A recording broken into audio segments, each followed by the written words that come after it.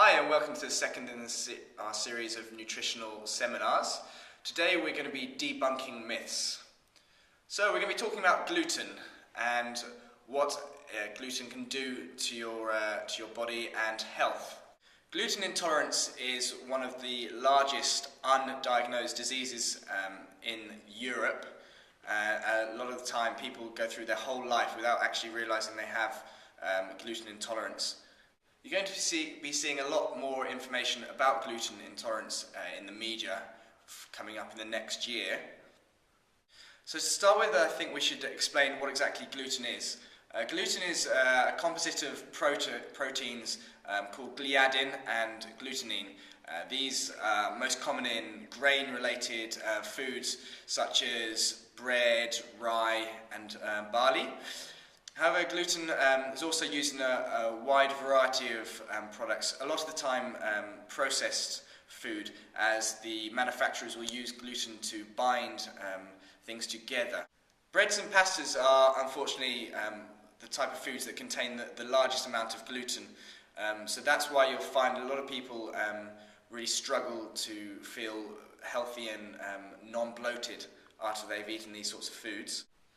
A lot of people may ask what the actual problem with gluten is, but what basically happens to the body is when you take in gluten and you're intolerant to it, like 46% of the population actually is, your body lets off an inflammatory response.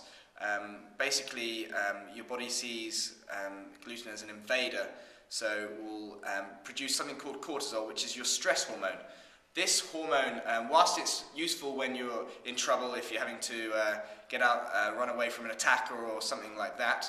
So whilst cortisol can actually increase your immediate energy, if you were to produce it when you're not going to use the cortisol up, it actually cause body fat storage. So this is one of the problems with eating something you're intolerant to.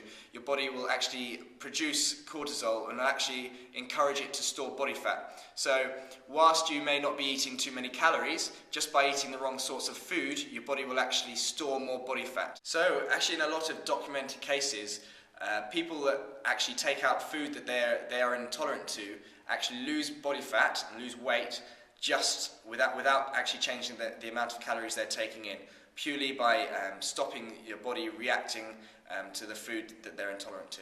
So in the attached document there's a lot more information about gluten and what it does for you. So have a look at that. I haven't said everything that, on this little seminar here, but the take-home message really is to really think how you feel after you eat gluten-containing foods, and if you're finding that you don't feel as healthy as you did before you ate them, then it's really a chance for you to cut those sorts of foods out of your diet, and you'll find they have a significant effect on helping you lose body fat and lose weight, but also making you feel healthier.